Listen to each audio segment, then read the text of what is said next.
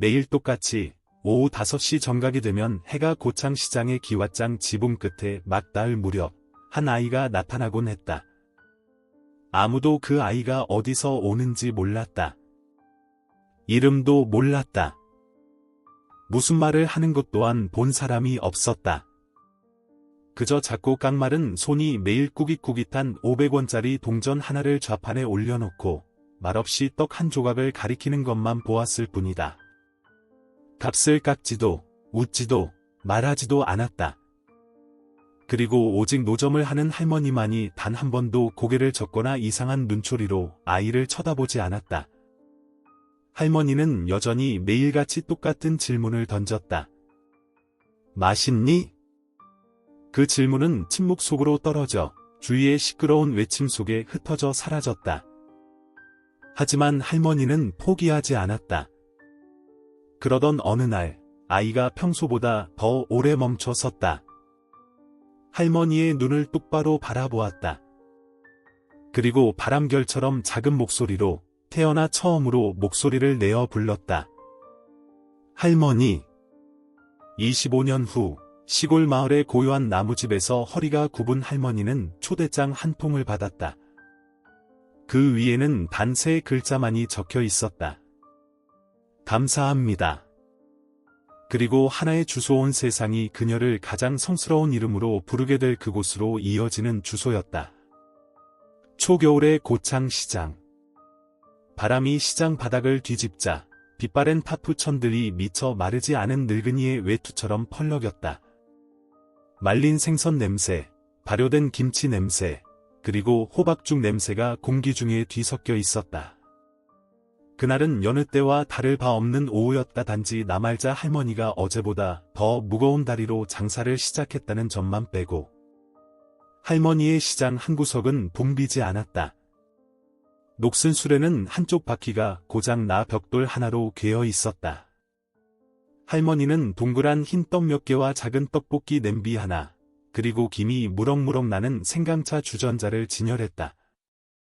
아무도 그녀가 어디서 왔는지 몰랐다. 사람들은 그저 그녀가 10년 가까이 이곳 고창의 낡은 공동묘지 옆 단칸방에서 살았다는 것만 알았다. 남편도 없고 자식도 없었다. 유일한 가족은 제사상에 놓인 흑백 사진 한 장의 월남전 참전 용사였던 남편은 어느 해 겨울 뇌졸중으로 세상을 떠났다. 그녀는 매일 떡을 팔아번 동전 몇 푼으로 살아갔다. 하지만 미소에는 단 한 번도 쓰러진 적이 없었다. 그날 할머니가 추위를 이기려 떡볶이 냄비 뚜껑 위로 손을 쬐며 쩔쩔매고 있을 때 작은 그림자 하나가 길 끝에 나타났다. 5살쯤 되어 보이는 아이였다. 낡은 외투는 지퍼가 고장 나 있었고 손은 주머니 깊숙이 찔러 넣었으며 머리카락은 이마를 덮고 있었다. 마치 한 번도 닦아본 적 없는 것처럼 얼룩진 얼굴이었다. 아이는 아무도 보지 않았다. 시장도 보지 않았다. 아무 말도 하지 않았다. 그저 말없이 말자 할머니의 수레 앞으로 다가와 꾸깃꾸깃한 500원짜리 동전 하나를 내려놓고는 종이에 싼 떡 한 조각을 깡마른 손가락으로 가리켰다. 할머니는 동전을 보고 아이를 보았다. 이거 사려는 게냐?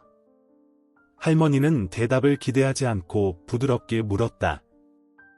아이는 그저 고개를 끄덕였다. 할머니는 떡을 건넸다. 웃는 것도 잊지 않았다. 맛있게 먹으렴, 아가. 아이는 대답하지 않았다. 웃지도 않았다. 그것이 하나의 의식인 양떡을 받아들고 몸을 돌려 가버렸다. 다음 날 정확히 5시 아이는 다시 왔다. 또 그 낡은 500원짜리 동전. 또 말없이. 또 고개를 끄덕였다. 이번에는 할머니가 다른 질문을 해보았다. 오늘 춥지, 얘야? 질문은 허공 속으로 떨어졌다. 그 다음 날 할머니는 말했다. 그렇게 떡만 먹어서 배는 부르니? 대답이 없었다. 그 다음 주 떡을 건네며 할머니는 웃으며 혼잣말처럼 속삭였다. 오늘 떡은 아주 부드럽단다. 할미가 팥을 더 넣었으니 한번 먹어보렴. 그렇게 저녁 바람처럼 가벼운 질문들이 아이의 귓가에 던져졌다. 아이가 한 번도 대답한 적은 없었지만 하지만 신기한 것은 아이가 계속 왔다는 점이다. 매일같이 단 1분도 늦지 않고 시장 사람들이 주목하기 시작했다. 누군가는 수근거렸다. 저 꼬마에 무슨 문제 있는 거 아냐? 어쩌면 떠돌이 앤지도 몰라. 엄마가 버렸나 보지. 가게 가까이 오게 하지 마. 도둑질할지 누가 알아. 한 번은 할머니가 생선 장수의 큰 소리를 들었다. 말자 할머니, 조심해요. 애가 뭔데 말 한마디를 안 해. 보기만 해도 소름 끼쳐. 할머니는 그저 웃으며 앞치마에 묻은 가루를 털어냈다. 그 애는 말은 안 해도 들을 줄은 알아요. 하루 종일 떠들면서도 아무도 듣고 싶지 않게 만드는 사람들보다야 낫지. 그 말에 시장은 조용해졌다. 아무도 대꾸하지 않았다. 하지만 그 후로 아무도 더는 아이를 막지 않았다. 말자 할머니는 그날부터 떡만 파는 것이 아니라 아이에게 이야기를 들려주기 시작했다. 매일 오후 떡을 빚으며 그녀는 자신의 처녀 시절 이야기를 했다. 옛날 어느 봄날 교문 앞에서 남편을 만났던 이야기. 부산에서 길을 잃었을 때 낯선 할머니가 손을 잡고 집까지 데려다 주었던 이야기. 그리고 떡을 건넬 때면 옛날 이야기를 하듯 말했다. 이건 팥이 들어갔단다. 팥은 말이다. 나쁜 기운을 쫓아준단다. 이건 할미가 계피 가루를 좀 넣었어. 아주 향긋해. 꼭 설날 같지. 천천히 먹으렴. 체하지 않게. 아이는 여전히 대답하지 않았다. 하지만 한 번은 할머니가 꼭 설날 같지 라고 말했을 때 아이는 듣고 있다는 듯 고개를 살짝 갸웃했다. 날이 저물었다. 바람이 더 차가워지기 시작했다. 할머니는 남은 떡을 모아 정성껏 포장했다. 냄비 옆에 여전히 놓여있는 500원짜리 동전을 내려다보며 조심스럽게 수첩에 끼워 넣었다. 그 가치 때문이 아니라 그 동전 하나하나에 작은 손자국이 찍혀 있었기 때문이다. 할머니는 혼자 속삭였다. 목소리가 가볍게 떨렸다. 내일은 그이가 고구마를 어떻게 구웠는지 이야기해 줘야지. 밖에는 눈이 드문드문 내리기 시작했다. 내일의 아이는 분명 다시 올 것이다. 그리고 할머니는 분명 기다릴 것이다. 어느 날 고창시장에는 때 아닌 비가 내렸다. 비는 세차지 않았지만 끈질기게 내렸다. 상인들의 타프천에서는 빗방울이 끊임없이 떨어지며 우울한 타닥거림을 만들어냈다. 대부분의 상인들은 일찌감치 장사를 접었다. 말자 할머니는 접지 않았다. 여전히 떡냄비를 약하게 끓이며 시린 손을 녹였다. 그리고 언제나처럼 아이가 나타났다. 우산도 없이. 얇은 옷은 흠뻑 젖어 있었다. 머리카락은 이마에 달라붙었고 코끝에서는 빗방울이 뚝뚝 떨어졌다. 아이는 좌판 앞에 멈춰 서서 흠뻑 젖은 500원짜리 동전을 조용히 내려놓았다. 떡은 이미 다 팔렸다. 하지만 돌아가는 대신 아이는 가만히 서 있었다. 할머니는 깜짝 놀랐다. 세상에, 생쥐 꼴이 다 됐구나. 어서 이리 오너라. 동의를 기다리지 않고 할머니는 아이의 손을 끌어 타프천 아래로 들였다. 처음으로 아이는 저항하지 않았다. 할머니는 앞치마를 벗어 아이의 머리를 닦아주었다. 손은 감동과 추위로 떨렸다. 그리고는 가방에서 낡고 해져 빛바랬지만 깨끗한 손수건 하나를 꺼냈다. 조심스럽게 아이의 손에 쥐어주었다. 다음에 비 오면 꼭 가지고 다니렴. 이건 할미 거지만 이제부터는 내 거야. 아이는 할머니를 올려다보았다. 아주 오랫동안. 말없이. 하지만 처음으로 아이의 눈동자가 흔들렸다. 꼭 고마움 때문은 아니었다. 꼭 감동 때문도 아니었다. 그저 아이를 감싸고 있던 두꺼운 침묵의 껍질 속에서 무언가가 녹아내린 것 같다. 그 비 오는 날 이후로 아이는 할머니가 떡을 줄 때 더 이상 손을 빼지 않았다. 서둘러 돌아서지도 않았다. 아이는 종종 가만히 서서 할머니의 이야기를 들었다. 어느 날은 할머니가 남편이 시장에서 길을 잃어 방송으로 찾아야 했던 이야기를 했다. 어느 날은 어릴 때 수학 점수가 나빠 하루 종일 울었던 이야기를 했다. 할머니는 마치 아이가 오래전부터 자기 삶에 익숙한 일부였던 것처럼 자연스럽게 속삭이는 목소리로 이야기했다. 떡을 건넬 때마다 할머니는 또 말했다. 이 떡에는 검은 깨가 들어서 기억력에 좋단다. 아니, 이건 쑥떡이야. 옛날 사람들은 이걸 먹으면 한 해 내내 건강하다고 믿었지. 이건 할미가 동그랗게 만들었어. 동그라미는 화목을 상징하거든. 아무도 뒤처지지 않는다는 뜻이야. 아이는 여전히 대답하지 않았다. 하지만 매번 이야기를 듣고 나면 깊이 고개를 숙였다. 마치 자신만의 언어로 감사 인사를 하는 것처럼. 지난번 할머니가 주었던 낡은 손수건이 오늘 아이의 소매뿌리에서 보였다. 반듯하게 접혀 마치 부적처럼 조심스럽게 끼워져 있었다. 할머니는 그것을 몰래 보고는 아무 말 없이 고개를 돌렸다. 그저 웃었다. 아무도 보지 못했지만 냄비 아래 이글거리는 숯불보다 더 따뜻한 미소였다. 그날 밤 집에 돌아와 할머니는 새 손수건에 술을 놓기 시작했다. 손은 떨리고 눈은 침침해서 붉은 실로 새 글자를 수놓는데 거의 3시간이 걸렸다. 삐뚤빼뚤했지만 애정이 가득했다. 나 말자. 할머니는 그것을 접어 주머니에 넣어두었다. 바로 줄 생각은 아니었다. 그저 간직해두려고. 언젠가를 위해. 어느 늦은 오후 장사를 접으려던 참에 할머니는 김치 파는 두 여인의 대화를 듣게 되었다. 그 애 이름이 준호라던데. 영남 아파트에서 아빠랑 산대. 엄마는 집 나갔고. 응. 아빠는 야간 근무하고. 학교에 보내려고 해도 받아주는 데가 없대. 아마 무슨 자폐 같은 병이 있나 봐. 할머니는 손을 멈췄다. 눈빛이 잠잠해졌다. 자폐? 그랬구나.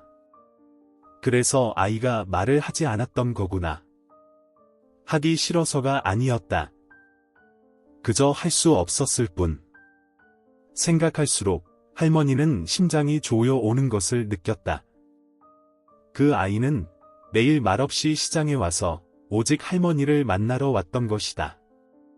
어쩌면 그것이 이 혼란스러운 세상 속에서 아이의 유일한 위안이었을지도 모른다. 그날 밤, 말자 할머니는 등유 램프를 켜고 아이가 매일 남긴 500원짜리 동전을 하나하나 눌러 붙여둔 작은 수첩을 펼쳤다. 모두 진짜 돈이었다. 하지만 대부분 낡고 빛이 바랬으며 어떤 것은 가장자리가 찢어졌고 어떤 것은 물에 불었던 것처럼 꾸깃했다.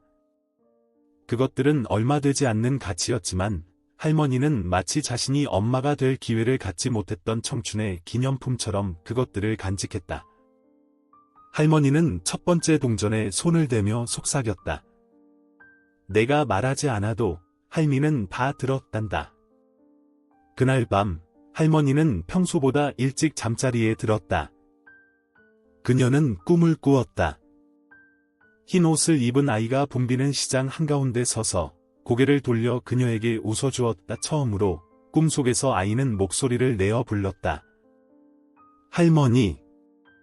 할머니는 벌떡 일어났다. 심장이 빠르게 뛰었다. 하지만 창밖에는 비가 그쳐 있었다. 새로운 하루가 또 시작되려 하고 있었다.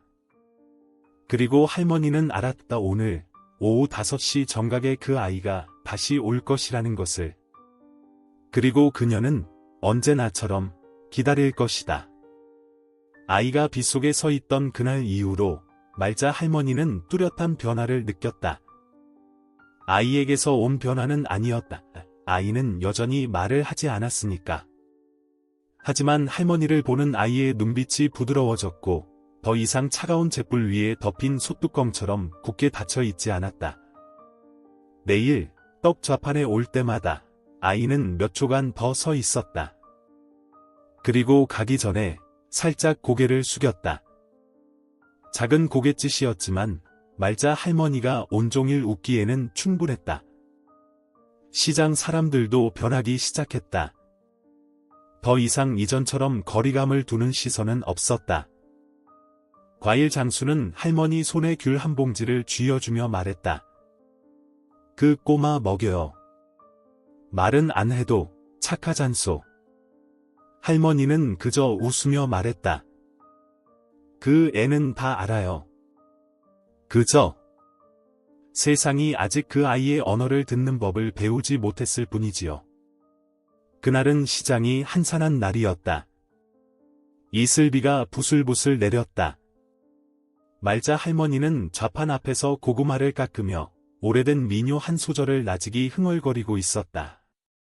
갑자기 한 젊은 여자가 멈춰 서서 떡을 사며 물었다. 할머니, 할머니한테 자주 오는 애가 준호 맞죠? 할머니는 놀라 고개를 들었다. 그 애를 아슈? 친하진 않아요. 근데 제가 영남 지역 커뮤니티 센터에서 가르치거든요. 준호는 예전 학생이었어요. 아버지는 밤에 일하셔서 집에 거의 안 계시고 어머니는 오래전에 떠나셨고요. 선생님은 한숨을 쉬었다. 그 아이, 자폐가 있어요. 심하진 않은데 소통을 못해요. 정규 학교에서는 안 받아줘서 대부분의 시간을 아파트 단지에서 맴돌며 지내요. 잠시 말을 멈춘 그녀는 나직이 말했다. 할머니 아세요? 그 애가 저한테 그러더라고요. 할머니가 자기한테 손수건을 준 첫 번째 사람이었다고요. 말자 할머니는 순간 목이 메었다. 심장이 가느다란 실에 매달려 팽팽하게 당겨지는 것 같다. 그 애가 아가씨한테 말을 했단 말이요? 말로 한 건 아니에요. 그림으로요. 그림 속에는 할머니가 떡수레 옆에 서 계셨고 손에는 붉은 글씨가 수놓인 손수건을 들고 계셨대요.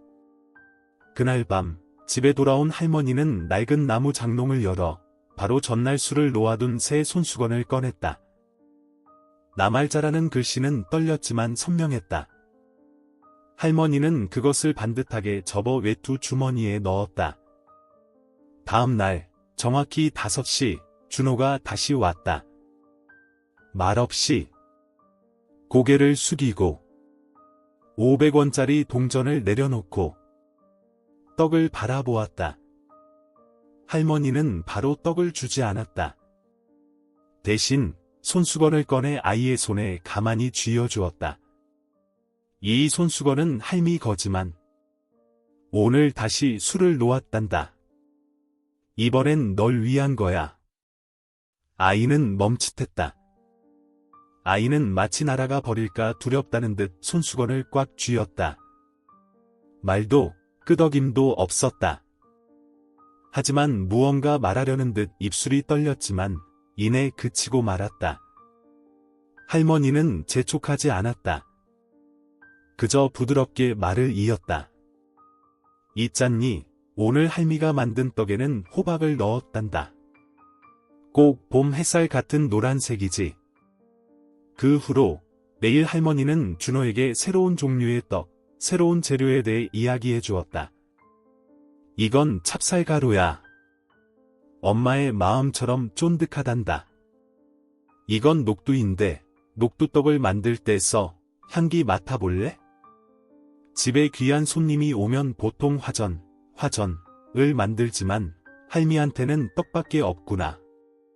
괜찮지? 아이는 여전히 대답하지 않았다. 하지만 아이의 손은 점차 움츠러들지 않았다.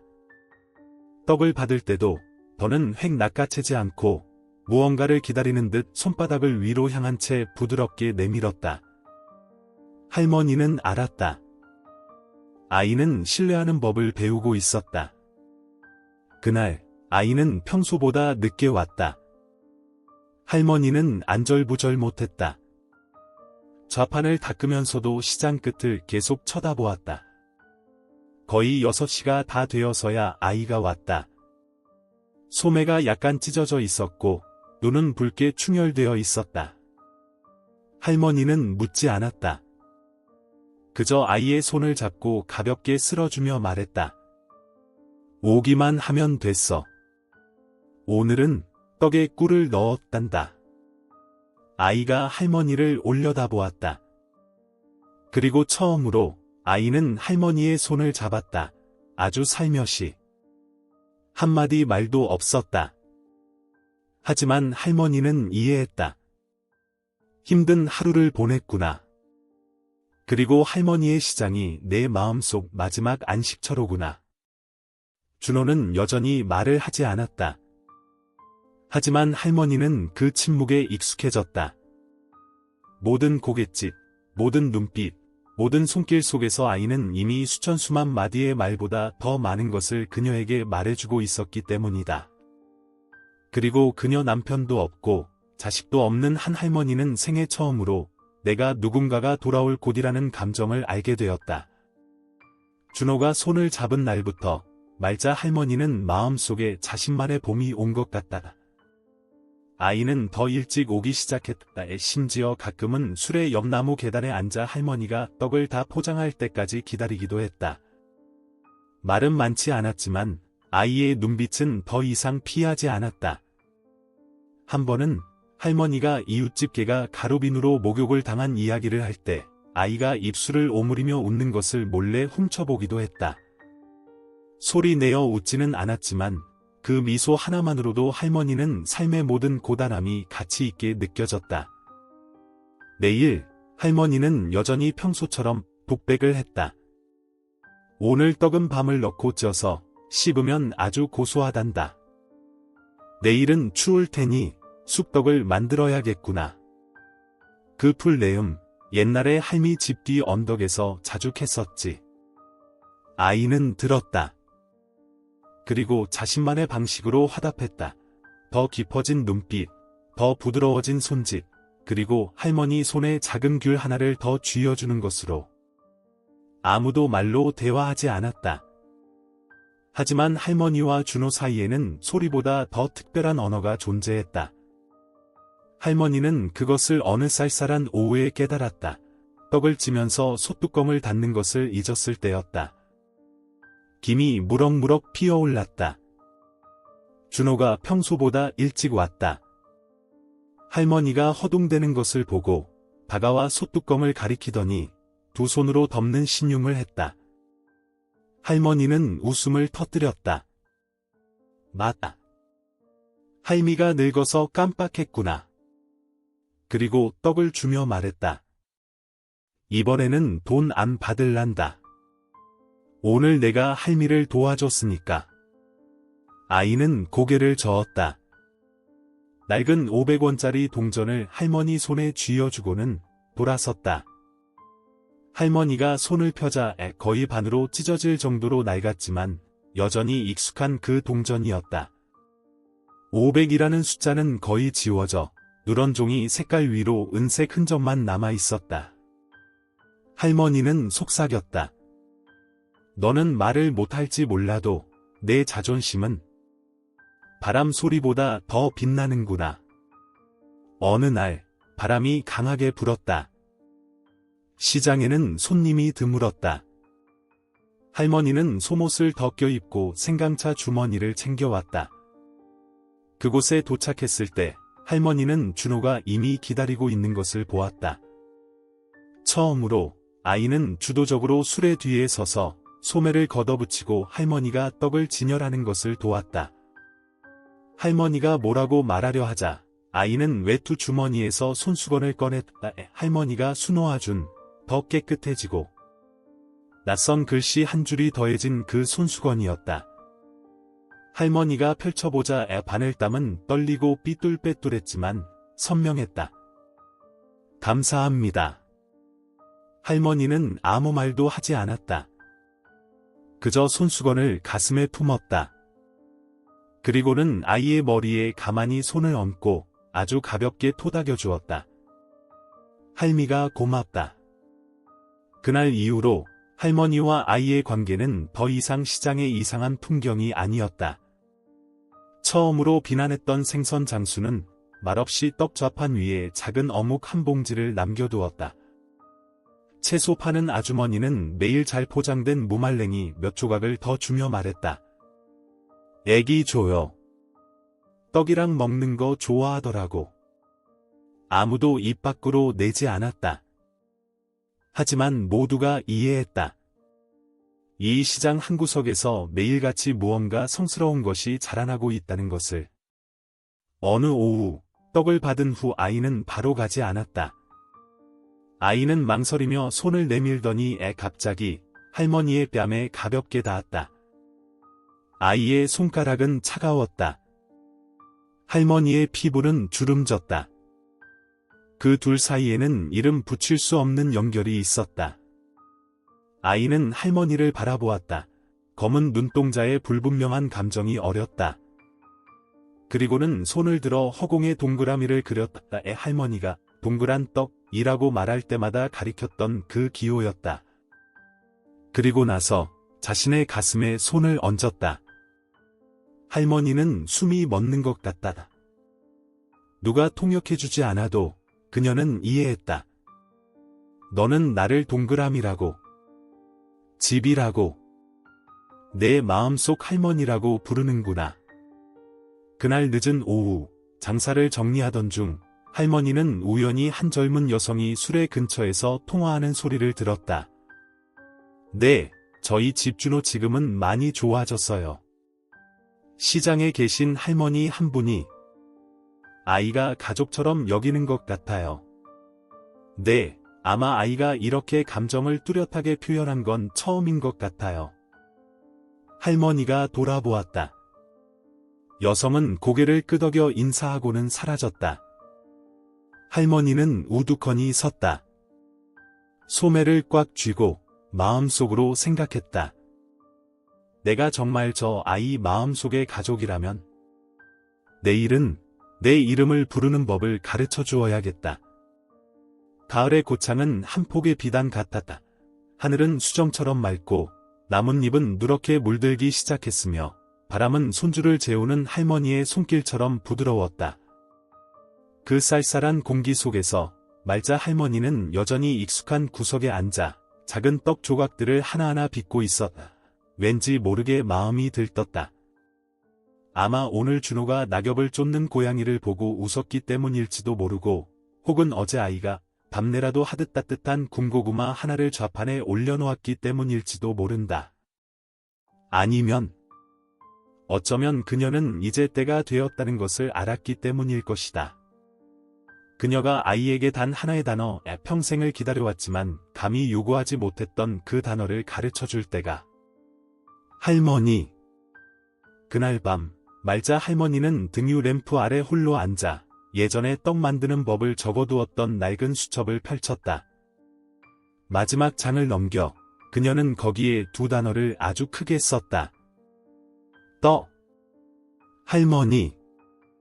그녀는 각 단어에 붉은 펜으로 동그라미를 치고는 미소 지었다. 내일 할미가 너에게 두 가지를 가르쳐 줄게. 첫 번째는 내가 매일 먹는 것, 두 번째는 바로 할미란다. 다음 날 준호가 왔을 때 할머니는 어젯밤처럼 두 단어가 적힌 작은 종이 조각을 건넸다. 아이는 망설이며 바라보았다. 할머니는 첫 번째 단어를 가리켰다. 떡, 내가 매일 먹는 거지. 맛있니? 아이는 고개를 끄덕였다. 할머니는 두 번째 단어를 가리켰다. 할머니. 나야. 할미. 아이는 머뭇거렸다. 할머니는 강요하지 않았다. 그저 부드럽게 웃었다. 괜찮아. 할미가 매일 다시 알려줄게. 내가 준비되면 그냥 할미를 보고 부르면 된단다. 준호는 종이 조각을 받아 잘 접어 안주머니에 넣었다. 그날 떠나기 전에 아이는 돌아섰다. 가만히 자기 가슴에 손을 얹고 그리고는 할머니를 가리켰다. 말은 없었다. 하지만 할머니는 알았다. 아이가 말하려 애쓰고 있다는 것을. 할머니는 여기 제 마음속에 계세요. 그 후 며칠 동안 매일 오후 할머니는 그 두 단어를 반복했다. 떡을 주면서. 이건 떡, 그리고 나는 할머니. 아이가 고개를 숙이는 것을 보며 할머니 고맙습니다. 해야지. 헤어질 때. 내일 할머니 또 보자. 처음에는 준호는 그저 듣기만 했다. 그 후에는 입술로 웅얼거렸다. 그러던 어느 날 아이는 입술을 오므리고 발음을 연습하듯 숨을 내뱉기 시작했다. 할머니는 보았지만 아무 말도 하지 않았다. 그녀는 알았다. 강요하면 아이는 조개 껍데기처럼 움츠러들 것이고 인내하면 아이는 비 온 뒤의 꽃처럼 피어날 것이라는 것을. 그 가을 오후 고창의 하늘에는 비단처럼 얇은 노란 안개가 가볍게 흩뿌려졌다. 준호가 조금 늦게 왔다. 손에는 종이 가방을 들고 얼굴은 약간 긴장되어 있었다. 말자 할머니는 묻지 않고 파드로 감싼 떡 한 조각을 종이 위에 조용히 올려놓으며 평소처럼 말했다. 이건 떡, 그리고 나는. 준호는 대답하지 않았다. 그저 할머니를 아주 오랫동안, 아주 깊이 바라보았다. 바람이 나뭇잎 하나를 스쳐 지나가게 했다. 시장의 외침 소리가 가라앉는 듯했다. 그리고 그때 아이가 속삭였다. 바람 소리보다 작았지만 할머니의 가슴속 북소리처럼 선명하게. 할머니. 할머니는 순간 숨이 멎었다. 그리고는 눈시울이 젖어들고 자기 귀를 믿을 수 없다는 듯 입술이 떨렸다. 눈앞에 아이의 몇 년 동안 침묵하던 아이가 방금 그녀를 불렀다. 평생 듣고 싶었던 단 하나의 말로. 시장의 누구도 똑똑히 듣지는 못했지만 사람들은 할머니가 눈물을 터뜨리며 아이를 친손주처럼 품에 끌어안는 것을 보았다. 아이는 저항하지 않았다. 몸을 뻣뻣하게 하지도 않았다. 아이는 그저 팔을 둘러 할머니를 안고 할머니의 어깨에 가만히 턱을 기댔다. 그것은 단순한 포옹이 아니었다. 그것은 인정이었다. 그날 오후 할머니가 수레를 정리할 때 생선 장수가 조용히 다가와 따뜻한 어묵 한 봉지를 건넸다. 할머니 손주 줘요. 제대로 불렀죠? 할머니는 대답하지 않았다. 그저 웃었다. 눈가에는 여전히 눈물이 맺혀 있었다. 한 번의 부름이 세상을 바꾸지는 못했다. 하지만 한 고독한 늙은 여인의 그리고 세상에 잊혀졌던 한 아이의 인생 전체를 바꾸었다. 준호가 할머니라고 부른 그날 이후로 시장의 누구도 더 이상 그를 벙어리에 나 말 없는 꼬마라고 부르지 않았다. 과일 장수는 아이에게 손을 흔들며 말했다. 자네 손주가 할머니 부르는 소리가 참 따뜻하더라. 진짜 핏줄이라도 그보다 더 예뻐하진 못할 거야. 채소 파는 아주머니도 말자 할머니의 손에 배추 조금을 쥐어주었다. 김칫국 끓여줘요. 할머니 손주가 뜨끈한 거 좋아할 거야. 말자 할머니는 더 이상 매일 오후 시장 구석에서 홀로 기다릴 필요가 없었다. 준호는 더 이상 습관처럼 오지 않았기 때문이다. 아이는 집으로 돌아오는 사람처럼 왔다. 준호는 더 많은 말을 하기 시작했다. 긴 문장은 아니었다. 그저 짧고 간단한 단어들이었다. 떠, 따뜻해, 맛있어, 바람. 하지만 말할 때 아이는 항상 할머니를 바라보았다. 마치 틀릴까 두렵거나 혹은 모든 단어가 인정받고 있는지 확인하고 싶은 것처럼. 말자 할머니는 결코 고쳐주지 않았다. 그저 웃고 고개를 끄덕이고 아이의 손을 토닥이거나 아이의 손바닥 위에 떡 조각을 가만히 놓아줄 뿐이었다. 그렇게 그들은 자신들만의 언어를 만들어갔다. 완벽할 필요도 없고 발음이 뚜렷할 필요도 없는 그저 진실하기만 하면 되는 언어를. 어느 날 할머니가 두꺼운 수첩에 눌러놓은 낡은 500원짜리 동전들을 다시 넘겨보고 있을 때 준호가 와서 조용히 뒤에 섰다. 할머니가 고개를 들었다. 이렇게 일찍 왔네. 할미가 아직 떡을 다 못 젓는데. 준호는 대답하지 않았다. 아이는 외투 주머니를 열어 할머니가 예전에 주었던 나말자라고 수놓인 손수건을 꺼냈다. 이때 아이는 그 글씨를 가리키고는 쉰 목소리로 속삭였다. 나 말자. 할머니. 할머니는 숨이 멎었다. 언제부터 자신의 인생처럼 주름진 늙은 이름이 이토록 부드럽고 존경스럽게 불렸던가? 할머니는 아이의 손을 잡았다. 떨리는 손으로. 고맙다. 이제부터 할미 이름은 내 것이란다. 그들의 평온한 날들은 계속되었다. 내일 오후, 준호는 할머니가 장사를 준비하는 것을 도왔다. 손님이 많을 때는 말을 많이 하지는 않았지만 뒤에서 떡을 건네는 것을 도왔다. 누군가 부를 때마다 할머니, 손주가 참 착하네요. 할머니는 그저 웃었다. 긍정도 부정도 하지 않았다. 그녀에게는 혈연을 증명할 서류가 무슨 소용이랴. 할머니, 나는 한마디가 그 어떤 DNA 검사보다 더 분명한 핏줄이었으니. 한 번은 준호보다 어린 가벼운 지적 장애가 있는 아이가 시장에서 엄마를 잃고 서럽게 울고 있었다. 어른들은 안절부절 못했다. 모두가 말했지만 아이는 이해하지 못했다. 오직 준호만이 다가가 눈높이를 맞추고 앉아 아무 말도 하지 않았다. 아이는 주머니에서 작은 떡 조각을 꺼내 반으로 쪼개어 그 아이에게 주었다. 그리고 속삭였다. 떠, 먹어. 따뜻해. 말자 할머니는 몇 걸음 떨어진 곳에 서서 앞치마 끈을 꽉 쥐었다. 눈이 흐려졌다.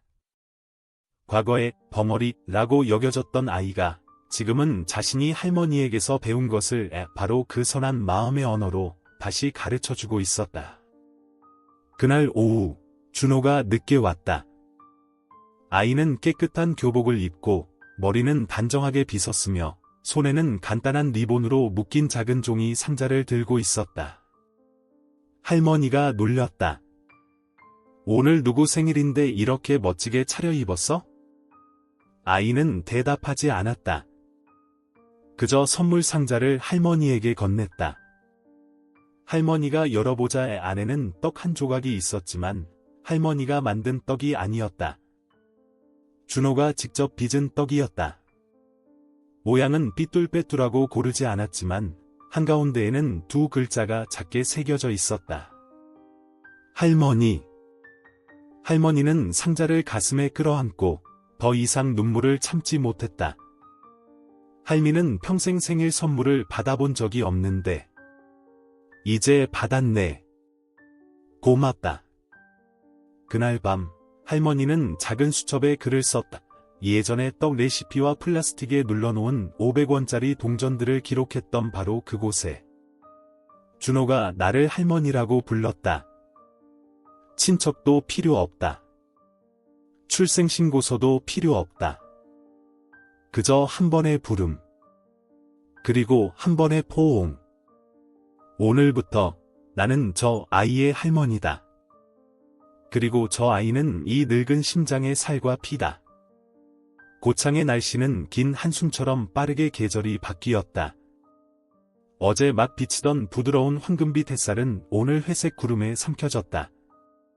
초겨울 바람이 시장 구석을 휩쓸자 말자 할머니의 떡수레를 덮은 타프천이 텅 빈 밤 노인의 목소리처럼 힘없이 펄럭였다. 하지만 할머니는 여전히 나왔다. 여전히 떡 하나하나를 빚고 여전히 손수건으로 나무 좌판을 깨끗이 닦았으며 그리고 여전히 생선 가게 줄 끝에서 나타날 익숙한 작은 발걸음을 기다렸다. 준호가 여느 때처럼 왔다. 하지만 이번에는 한 중년 남자와 함께였다. 야간 근무를 마친 듯 초췌한 얼굴에 깡마른 몸매의 남자였다.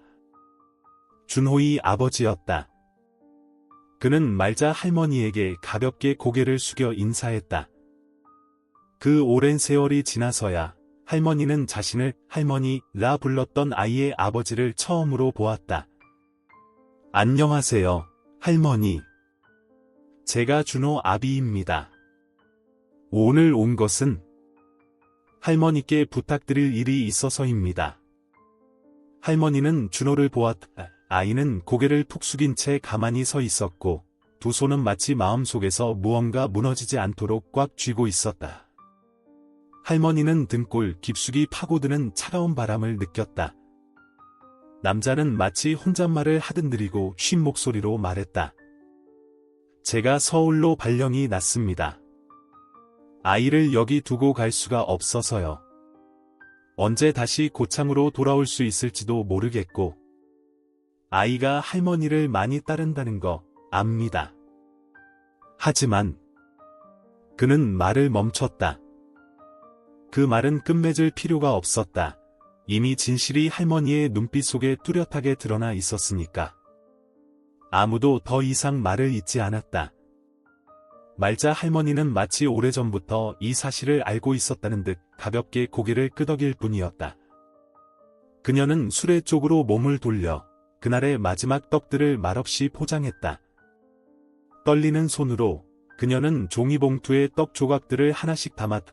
떡 한 조각 한 조각이 하나의 추억이었고 하나의 이야기였으며 함께 나누었던 행복한 하루였다. 할머니는 준호에게 떡 봉투를 건네며 나직이 말했다. 오늘 떡에는 호박소랑 호두를 더 넣었단다. 조금 더 단단하지만 더 오래가니 길 가면서 먹으렴. 준호는 고개를 들지 않았다. 아이는 그저 두 손으로 떡봉투를 꼭 쥐었다. 마치 자신의 모든 어린 시절을 끌어안는 것처럼. 그리고 아버지가 한 걸음 막 돌아섰을 때 준호는 주머니에서 손수건을 꺼냈다. 할머니가 나 말자라고 술을 놓아주었던 그 손수건은 이제 낡고 해졌지만 아이가 서툴지만 정성껏 직접 새로운 글씨를 수놓은 것이 분명했다. 감사합니다, 할머니. 아이는 두 손으로 손수건을 할머니에게 건넸다. 한마디 말도 없이 그저 아주 깊이 고개를 숙였다. 말로는 다 할 수 없는 감사를 전하려는 듯 이마가 땅에 닿을 듯이. 말자 할머니는 그 자리에 서서 떨리는 손으로 선물을 받아들었다. 손수건은 가벼웠다. 하지만 그녀의 마음은 무거웠다. 아버지가 아들의 어깨에 손을 얹고 조용히 이끌었다. 준호는 저항하지 않았다. 하지만 한 걸음 한 걸음이 바닥에 달라붙는 듯했다. 시장 골목 어귀에 다다랐을 때 아이는 마지막으로 고개를 돌렸다. 그 눈빛은 처음으로 눈물이 가득했지만 한 방울도 떨어지지 않았다. 말자 할머니는 울지 않았다. 그저 손수건을 가슴에 꼭 쥐었다. 그리고 부자를 태운 차가 음울한 겨울 기왓장 지붕 너머로 사라질 때까지 그 자리에 그대로 서 있었다. 그날 밤 고창 언덕배기의 작은 방에서 할머니는 아무것도 먹지 않았다. 그녀는 그저 난로 앞에 앉아 손수건을 어루만졌다. 마치 손바닥에서 놓으면 사라져 버릴까 두려운 듯. 그녀는 속삭였다. 내가 아직 사랑받을 수 있다는 걸 가르쳐줘서 고맙다, 아가. 불꽃이 타닥거렸다. 밖에서는 바람이 일었다. 그리고 그날 밤, 그녀는 꿈을 꾸었다. 매일처럼 시장 구석에 앉아 있지만, 더는 아무도 오지 않는 꿈. 좌판 위에는 손수건 하나만 놓여 있었다. 마치 그녀의 마음이 닿지 못할 먼 곳으로 날아가려는 듯 펄럭였다. 그녀는 피에 스며든 습관처럼 여전히 시장에 나갔다. 여전히 낡은 떡수레, 여전히 나무 좌판, 여전히 보글보글 끓는 주전자. 하지만 더 이상 낡은 500원짜리 동전을 좌판에 올려놓는 아이도 말없이 떡을 바라보던 눈빛도 없었다. 지나가는 사람들도 알아차렸다. 누군가 멈춰서서 조용히 물었다. 할머니 손주는 어디 갔어요? 할머니는 그저 미소 지으며 가볍게 좌판을 닦았다. 멀리 갔어요. 그래도 여기 있는데 뭘. 그리고 그녀는 옷 안주머니에 곱게 접어둔 손수건이 있는 왼쪽 가슴에 손을 얹었다. 고창시장 구석은 여전했다. 여전히 시끄럽고, 여전히 젓갈 냄새가 나고, 여전히 해산물 가게 줄에서 들려오는 낭낭한 외침 소리. 단지 말자 할머니에게는 모든 소리가 갑자기 소리가 지워진 낡은 필름처럼 희미해졌다는 것뿐.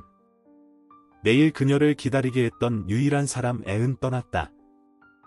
돌아오겠다는 약속도 없이, 정해진 시간도 없이, 그저 잘 표현하지 못하는 아이의 마음속 숨죽인 흐느낌처럼 떨리는 손으로 쓴 감사 인사가 담긴 작은 손수건 하나만을 남기고, 내일 오후 그녀는 여전히 가게를 열었다.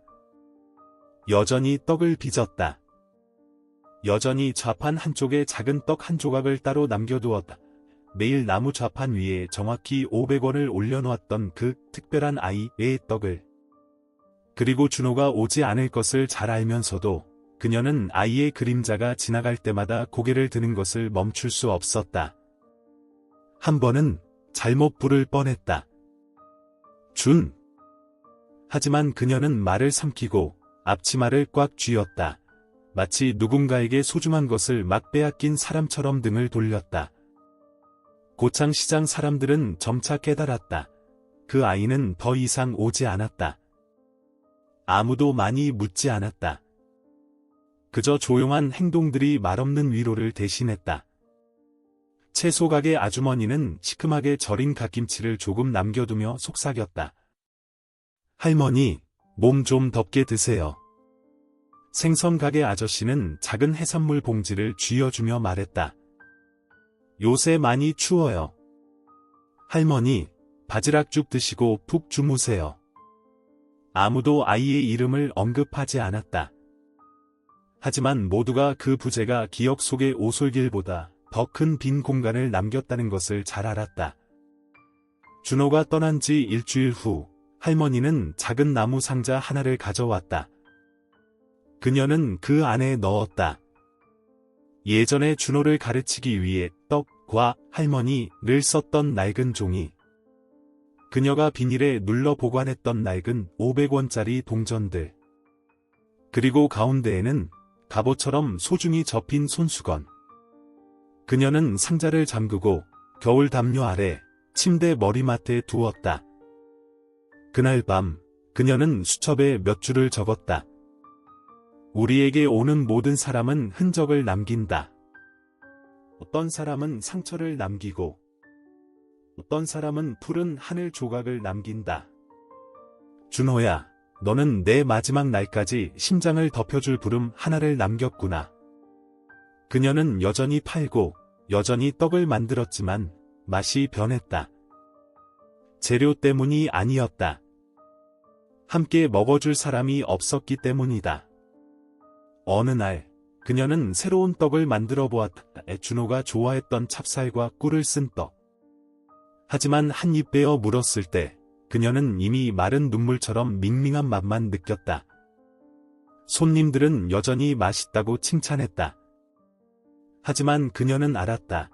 동그랗고 정성 가득한 떡을 만들 가장 순수한 동기를 잃었다는 것을. 초겨울 어느 밤, 고창에는 진눈깨비가 살짝 내렸다. 그녀는 창가에 앉아 맞은편 지붕 위로 떨어지는 눈송이들을 바라보았다. 거리 끝 누군가의 떡수레에서 새어나오는 노란 불빛이 마치 몇 년 전의 자신을 다시 보는 것 같다. 그녀는 바람 소리에 잠이 들었다. 그리고 꿈속에서 준호가 나타났다. 어릴 적 모습 그대로. 낡은 500원짜리 동전을 손에 들고 좌판에 올려놓고 그녀를 보며 입술을 달싹였다. 할머니. 그녀는 한밤중에 잠에서 깼다. 가슴이 먹먹했다. 감동 때문인지 아니면 꿈에 비해 현실이 너무 고요해서인지 알 수 없었다. 더 많은 세월이 흘렀다. 고창시장 구석이 변했다. 많은 새로운 가게들이 생겼다. 새로운 사람들이 왔다. 하지만 더 이상 아무도 말자 할머니의 옛자리에 앉지 않았다. 그녀가 떡수레를 접었기 때문이다. 지쳐서가 아니었다. 기력이 더 이상 허락하지 않았기 때문이다. 무릎은 아프고 손은 떨리고 눈은 침침했다. 그녀는 적은 보조금과 이웃의 친절에 의지해 살았다.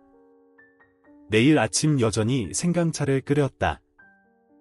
내일 오후 여전히 문가에 앉아 글씨가 수놓인 손수건을 뒤적였다.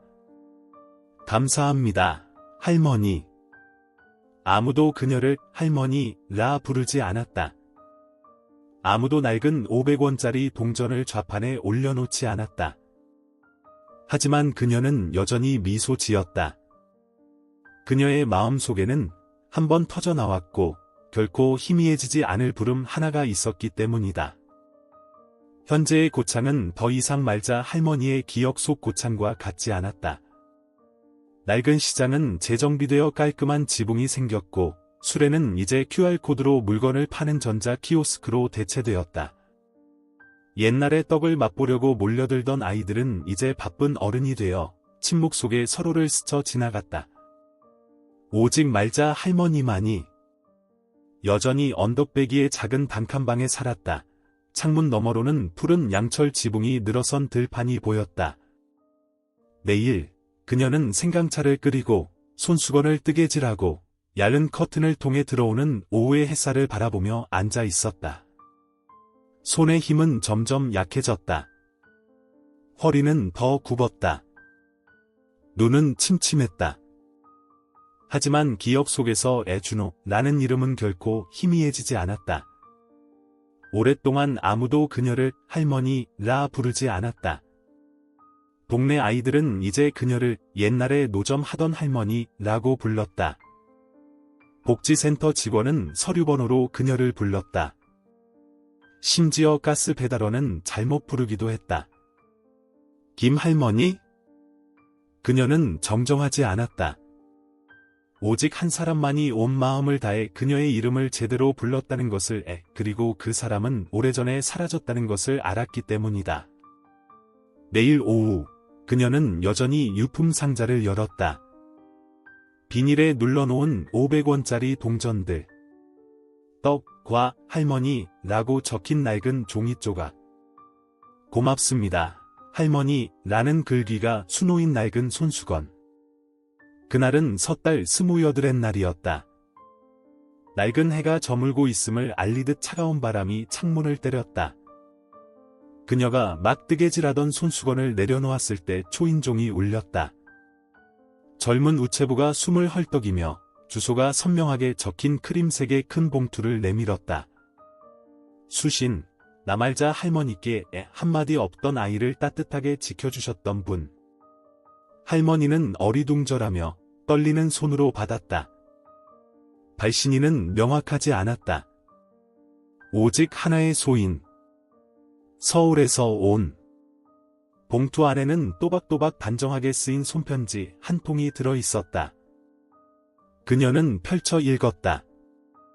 첫 장에는 단 한 줄만 적혀 있었다. 할머니. 오랜만입니다. 그리고 시작되는 문단.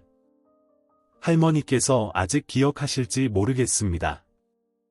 하지만 25년 전, 매일 오후 5시 할머니의 시장 구석으로 와 좌판 위에 정확히 500원을 올려놓고 떡 한 조각을 사던 아이가 있었습니다.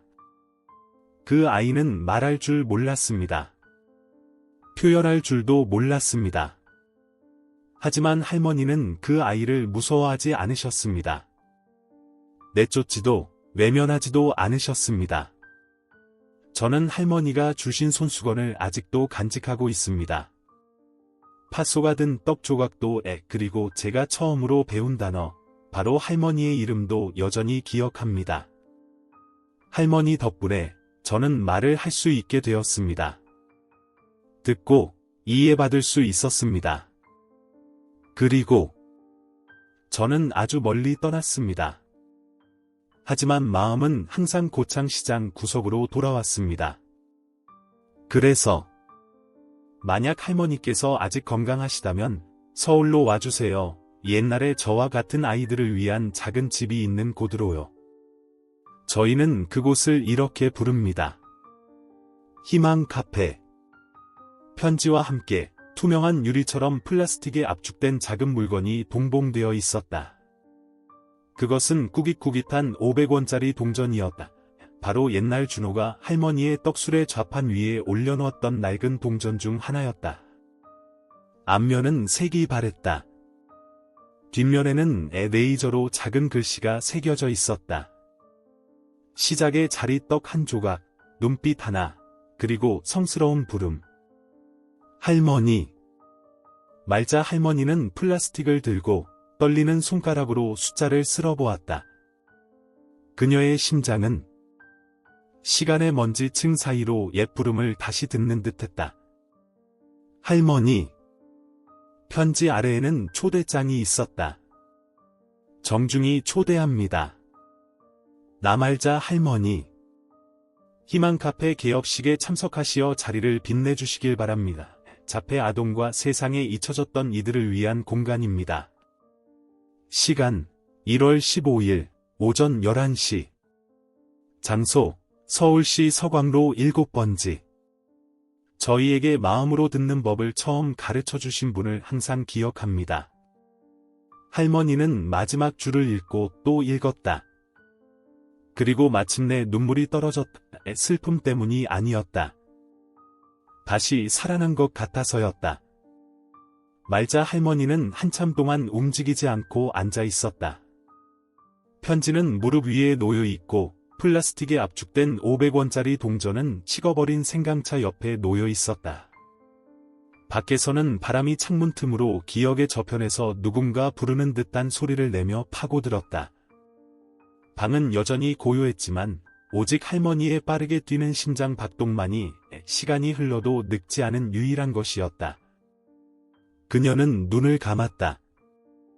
그리고 그 순간 그녀는 자신이 옛날 고창시장 구석으로 돌아간 것을 보았다. 떡수레에서는 아직 김이 피어오르고 있었다. 한 아이가 거기 서서 그녀를 바라보며 낡은 돈을 내밀고 한마디도 하지 않았다.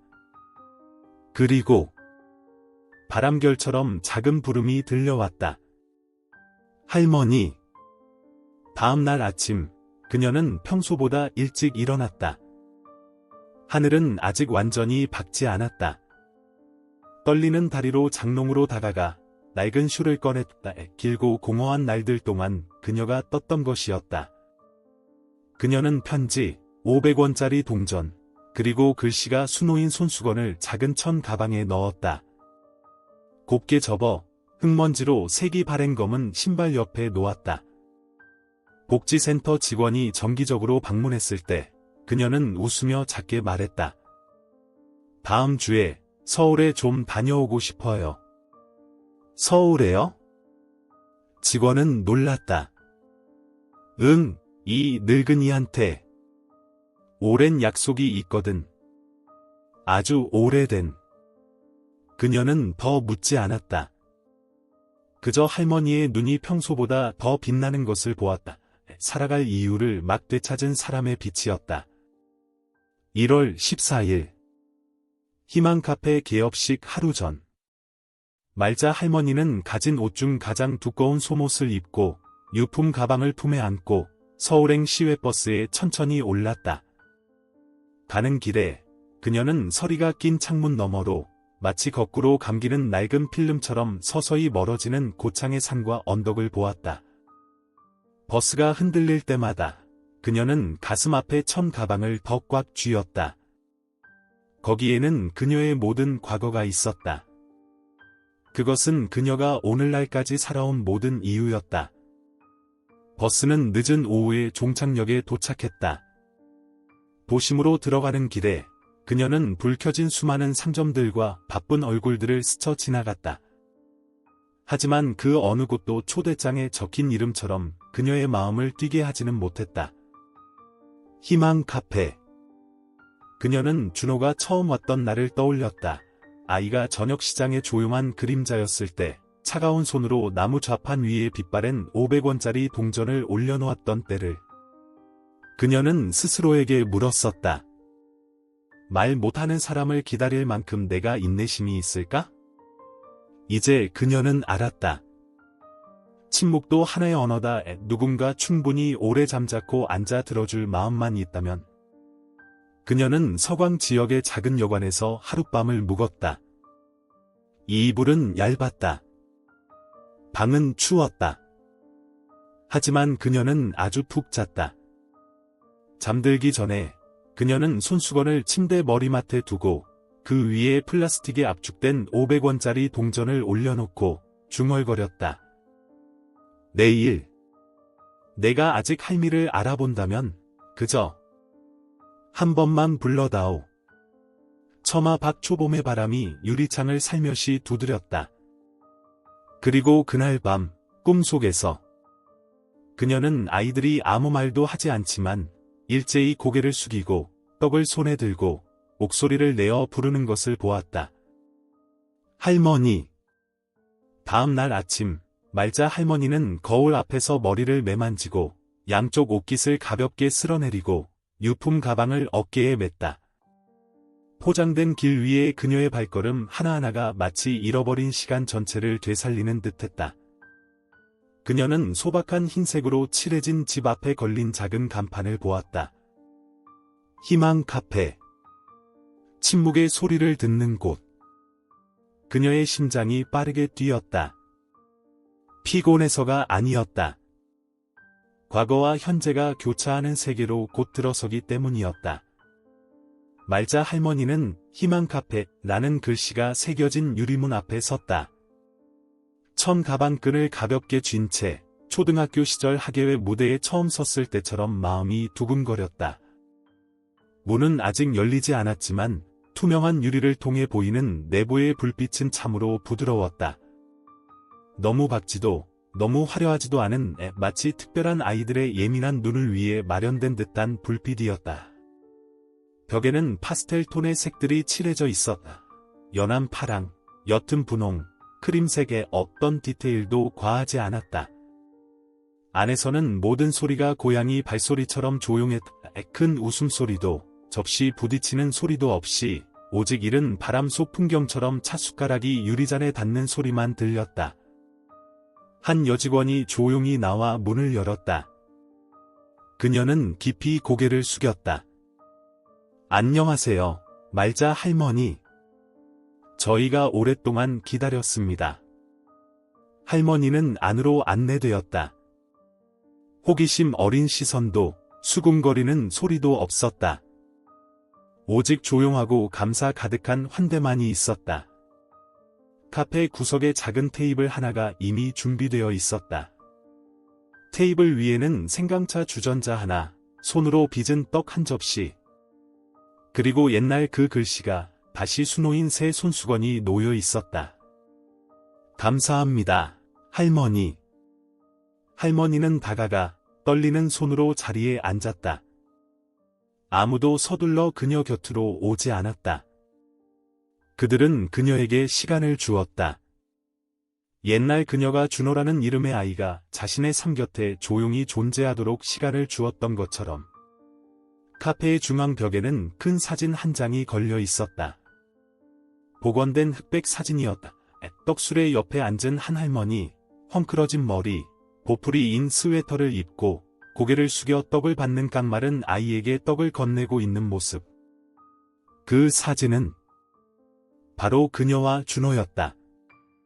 옛날 시장 구석에서 그녀가 모르는 사이 누군가 찍었던 것이다. 사진 아래에는 글귀가 있었다. 새로운 삶의 시작점 말없이도 저희의 소리를 처음으로 들어주신 분. 할머니는 흐느낌을 참으려 입을 가렸다. 평생을 조용히 끝날 것이라 생각했던 그녀의 삶이 알고 보니 수백 개의 목소리가 피어나는 기반이 되었던 것이다. 부드럽게 걸러진 카페의 불빛 속에서 한 남자가 걸어 나왔다. 흰 셔츠를 입고 키가 크고 마른 몸매, 세상에 잊혀졌던 영혼들의 특징적인 침묵이 깃든 얼굴이었다. 그는 바로 말을 걸지 않았다. 그저 그녀를 바라보았다. 아주 오랫동안. 그리고 옛날 그랬던 것처럼 아주 깊이 고개를 숙였다. 그의 목소리는 떨렸지만 단단했다. 할머니, 저 돌아왔어요. 할머니는 눈물을 터뜨렸다. 놀라서가 아니었다. 어른이 된 준호의 한 글자 한 글자 속에서 고창시장의 찢어진 타프천 아래서 떡. 할머니, 애라고 속삭이던 작은 아이의 음색을 여전히 들을 수 있었기 때문이다. 5살쯤 되어 보이는 작은 여자아이가 다가왔다. 아무 말 없이 그저 할머니를 바라보다가 허락을 구하듯 할머니의 무릎에 가만히 손을 댔다. 다음은 안경 쓴 남자아이, 그리고 쌍둥이 여자아이들, 그리고 또 다른 아이들 무리가. 아이들 각자가 다가와 한 박자 침묵하고 그리고 일제히 목소리를 냈다에 작고 한 목소리는 아니었지만 사람의 마음 깊은 곳까지 울리는 부름. 할머니. 말자 할머니는 참을 수 없었다. 그녀는 눈물을 터뜨리며 아이들을 하나하나 품에 안았다. 이름을 알 필요도 없었다. 어디서 왔는지 알 필요도 없었다. 그저 그 부름 하나하나가 자신이 무의미해졌다고 생각했던 늙은 영혼의 부활이라는 것만 알았다. 말자 할머니는 늦은 오후까지 카페 구석에 앉아 있었다. 밖에는 이슬비가 내리기 시작했고 가로등 불빛이 희미한 유리창에 반사되었다. 준호가 와서 그녀에게 차를 더 따라주었다. 할머니는 그의 손을 잡고 똑바로 바라보았다. 내가 컸구나. 그리고 내가 감히 꿈도 꾸지 못했던 일을 해냈어. 준호는 대답 대신 그저 미소 지었다. 저는 그저 할머니께서 시작하신 일을 이어갔을 뿐입니다.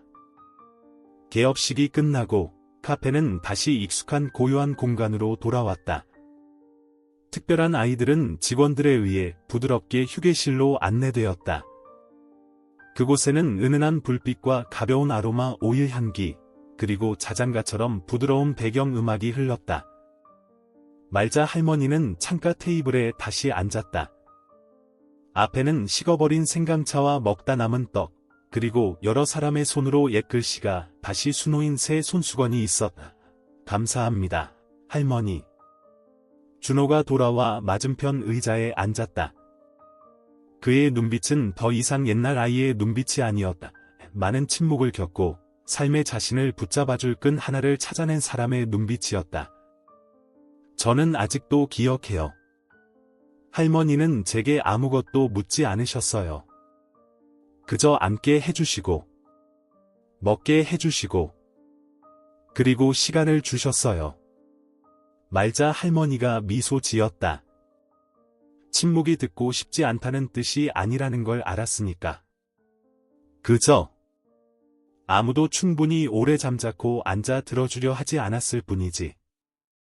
그녀를 여관으로 다시 바래다 주기 전에 준호가 나직이 말했다. 카페 한 구석을 남겨두려고요. 저희에게 사는 법을 가르쳐준 것들을 전시하는 공간으로요. 저는 할머니께 허락을 구하고 싶어요. 그곳에 놓을 수 있도록요. 낡은 떡 수레를요. 만약 아직 있다면요. 말자 할머니는 웃음을 터뜨렸다. 마치 옛날 놀림받던 소녀처럼 손으로 입을 가렸다. 아직 갖고 있어. 하지만 다 녹슬었단다.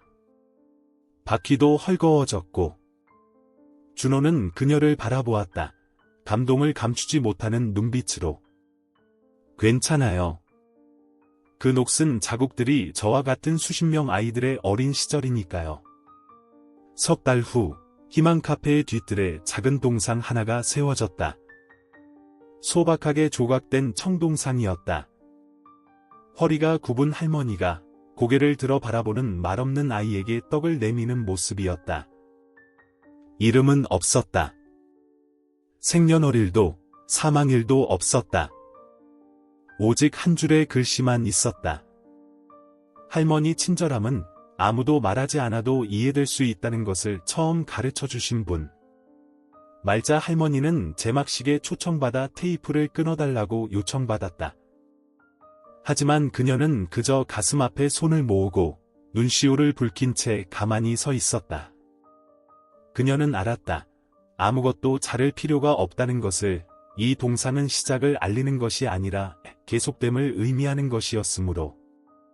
많은 고민 끝에 그녀는 고창으로 돌아가지 않기로 결정했다. 준호는 그녀를 위해 카페 다락방에 작은 방 하나를 마련해 주었다. 화려하지 않고 딱 필요한 것만 있었다. 따뜻한 침대 하나, 손수건을 뜰 작은 나무 테이블 하나, 그리고 잎이 피어나는 계절의 감나무가 보이는 창문 하나. 내일 아침, 그녀는 일어나 차를 끓였다. 내일 오후, 그녀는 앉아서 손수건을 떴다. 그리고 길 잃은 눈빛을 한 새로운 아이가 올 때마다 그 아이들은 2층의 할머니를 만나러 안내되었다. 그저 한 번의 손잡음, 다정한 눈빛, 따뜻한 떡 한 조각. 아무 말도 없었다. 하지만 아무 말도 필요 없었다. 그의 말, 희망 카페는 한국에서 자폐 아동의 정서 교육과 돌봄 분야의 선구적인 모델로 표창을 받았다. 기자들이 찾아와 준호에게 물었다. 이곳을 설립하신 영감은 어디서 얻으셨습니까? 그는 정원의 동상을 가리켰다. 그리고 지갑에서 누렇게 변한 물건 하나를 꺼냈다. 플라스틱에 압축된 꾸깃꾸깃한 500원짜리 동전. 여기서요. 학력도 높지 않고 심리학도 모르고 학위도 없는 한 할머니로부터요. 하지만 그분은 학교에 누구도 가르쳐주지 않았던 교훈을 제게 가르쳐주셨습니다. 한 영혼의 안식처가 되기 위해 완벽할 필요는 없다는 것을요. 이듬해 봄, 창밖의 감나무에 다시 꽃이 필 무렵, 준호는 카페에서 무료로 배포하는 작은 책 한 권을 인쇄했다. 책의 제목은 첫 번째 부름. 책 표지는 500원짜리 동전을 든 아이가 떡수레 앞에 서 있는 사진이었다. 저자 주에는 이렇게 적혀 있었다. 이 이야기는 아무도 잊지 않도록 다시 전해집니다. 한 노점상 할머니가 한마디 말도 듣지 않고 온 세상을 들어주셨다는 것을. 어느 늦은 오후, 준호는 카운터 뒤에서 차를 준비하고 있었다. 말자 할머니는 마당 앞에 앉아 다 뜬 손수건들을 접고 있었다. 새로 온 한 여자아이가 역시 아무 말도 하지 않았다. 그저 할머니를 몰래 쳐다보았다. 할머니가 손을 흔들었다. 아이가 달려와 할머니의 무릎에 앉아 한마디 속삭였다. 할머니. 할머니는 아이를 품에 안았다. 옛날 준호를 안았던 것처럼 부드럽게. 이야기는 거기서 끝났다. 더 이상 아무것도 필요 없었다. 어떤 사람들에게는 할머니라는 이름으로 불리는 것, 그것이 바로 한평생 가장 아름다운 기적이었으니까. 때로는 사람의 인생을 바꾸는 건 거창한 기적이 아니라 매일 오후 5시에 기다려주는 한 사람의 따뜻한 눈빛일지도 모릅니다.